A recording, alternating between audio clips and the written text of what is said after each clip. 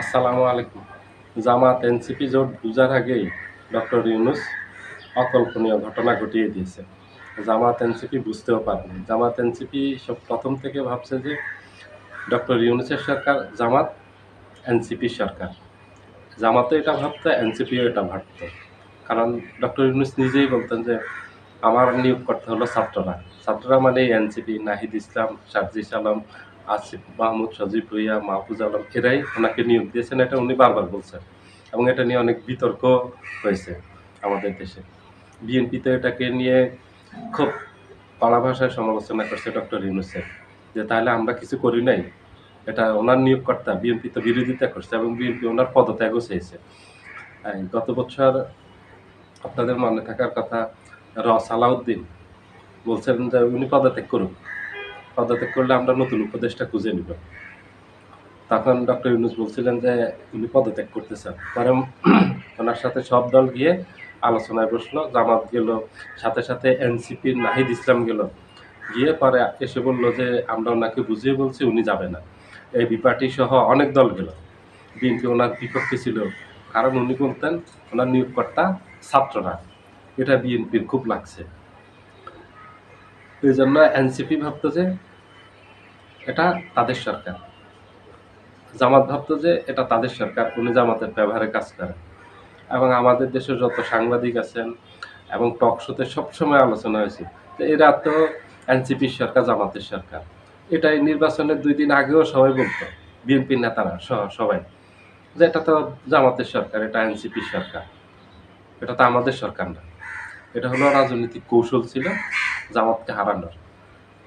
জামাতকে এবার দেশের মানুষ ব্যাপকভাবে ভোট দিয়েছে। আপনারা নির্বাচনের 2 দিন আগে লক্ষ্য করেছেন যেইভাবে ট্রেনে করে মানুষ দেশে গেছে এবং যাওয়ার সময় এই জামাতের স্লোগান দিয়েছে, দাঁড়িপাল্লার স্লোগান দিয়েছে, বাসে করে, লঞ্চে করে, যেখানে গেছে সেখানে তারা স্লোগান দিতে দিতে গিয়েছে। এটা ইতিহাসের রেকর্ড এবং আগের থেকে 5ই আগস্টের পর থেকে জামাতের পক্ষে একটা জোয়ার তৈরি হয়েছে। জামাত একটা হাইপ তুলতে পেরেছে জামাতের পক্ষে, যে জামাত ক্ষমতায় যাচ্ছে এবং মানুষ এটা বিশ্বাসও করেছে। মানুষ জামাতের উপর আশ্বস্ত হয়েছে এবং ভোটও দিয়েছে। কিন্তু ইলেকশন ইঞ্জিনিয়ারিং করে জামাতকে হারিয়ে দেওয়া হয়েছে।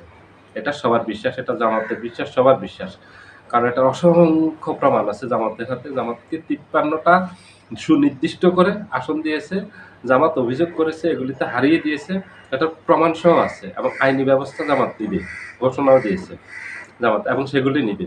তার বাহিরেও জামাতকে আরো 20 থেকে 30টা আসন হারিয়ে দেওয়া হয়েছে। জামাতের আসন পাওয়ার কথা হলো 170 থেকে 180টা, যেখানে জামাত শুধু 68টা আসন পেয়েছে এবং হারিয়ে দেওয়া হয়েছে।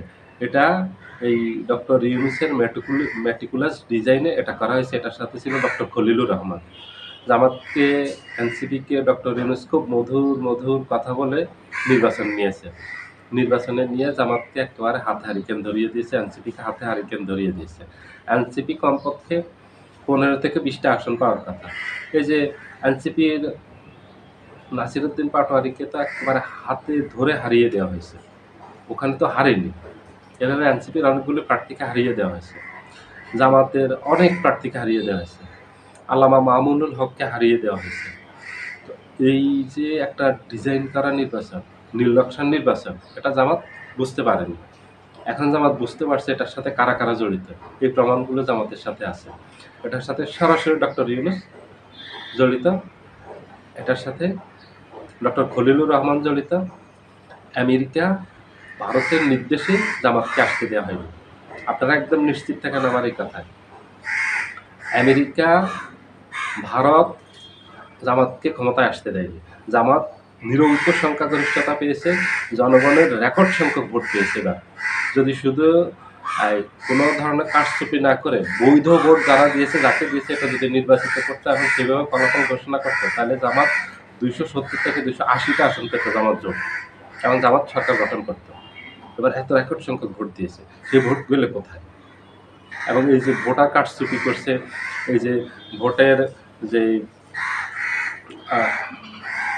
লিস্ট আছে ভোটের, যে প্রত্যেকটা কেন্দ্রে পোলিং এজেন্টের থেকে ভোট হিসাব করে নেওয়ার পর যে সইটা নেওয়া হয়, অনেক কেন্দ্রে সেখানে সেই সইটা নেওয়া হয়নি, না নিয়ে ভোটার শিট, যে শিটটা আছে সেই শিট ঘোষণা করে দিয়েছে ইচ্ছা মতো।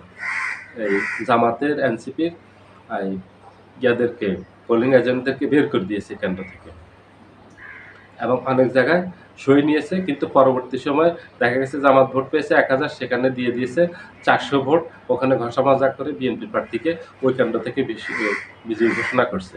এইভাবে অনেকগুলি কেন্দ্রে বিজয়ী ঘোষণা করে দেখা গেছে তাদেরকে পরে এমপি হিসেবে ঘোষণা করে দিয়েছে।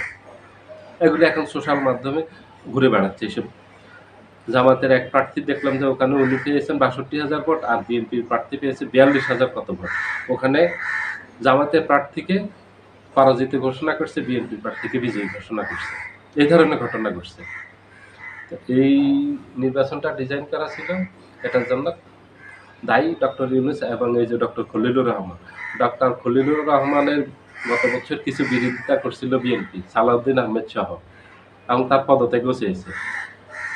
যে সেনাবাহিনী নিয়ন্ত্রণ করতেছে ডক্টর খলিলুর রহমান। ডক্টর খলিলুর রহমানের বাংলাদেশে কোনো নাগরিকত্ব নেই, উনি দ্বৈত নাগরিক, উনি বিদেশি নাগরিক হয়ে বাংলাদেশের উপদেষ্টা কিভাবে হন, এগুলো নিয়ে একটা বিতর্ক তৈরি করছে। এই জন্য যে বুঝতে না দেয়া জামাতকে, এনসিপিকে, যে উনি বিএনপির হয়ে কাজ করতেছেন, বিএনপি এটা জানতো। এটা হলো রাজনৈতিক কৌশল। এই কৌশলে বিএনপি ক্ষমতায় আসছে, কিন্তু জামাত বুঝতে পারছে ঠিক শেষ সময়, তখন আর জামাতের কিচ্ছু করা ছিল না। এখন জামাত যদি জামাত যদি আপনার শপথ না নিত, তাহলে কিন্তু এখানে বড় সমস্যা দেখা দিত, এবং এটা সুবিধা পেত বিএনপি এবং আওয়ামী লীগ। এই সুযোগে দেশে একটা অরাজকতা পরিস্থিতি তৈরি হতো, একটা বিশৃঙ্খলা তৈরি হতো। এর ফাঁকে আওয়ামী লীগ রাজপথে এসে পুনর্বাসিত হতো। এই অপেক্ষায় আছে আওয়ামী লীগ। এই জন্য জামাত বাধ্য হয়ে শপথ নিচ্ছে, নির্বাচন বয়কট করেনি, নির্বাচনী ফলাফল প্রত্যাখ্যান করেনি। কারণ প্রত্যাখ্যান করলে দেশে একটা ঘোলাটে পরিস্থিতি তৈরি হবে, একটা বিশৃঙ্খলা তৈরি হবে। আর আওয়ামী লীগ তো অপেক্ষায় আছে, বিশৃঙ্খলা একটা পরিবেশ তৈরি হবে। আর এই সুযোগে আওয়ামী লীগ দেশের রাজনীতিতে পুনর্বাসিত হয়ে যাবে, দেশে এসে ঢুকবে এবং রাজনীতির নিয়ন্ত্রণ নেবে তারা। ভারত এই অপেক্ষায় আছে আওয়ামী লীগকে পুনর্বাসিত করবে।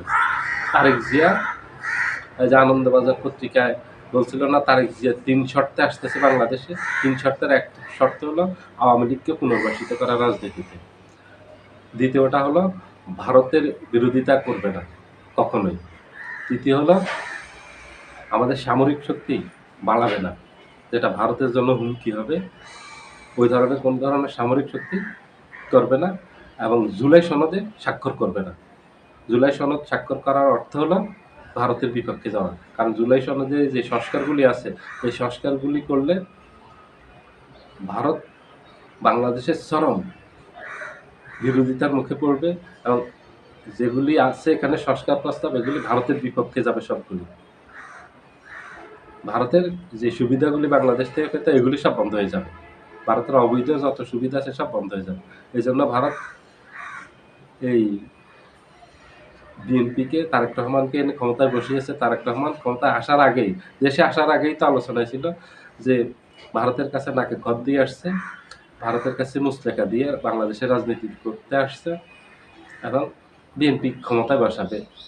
তো ভারত আর America, doctor Yunus, doctor Khalilur Rahman মিলে পরিকল্পিতভাবে জামাত জোটকে হারিয়ে বিএনপিকে ক্ষমতা বসিয়েছে। সবাই ভালো থাকবেন। আল্লাহ হাফিজ।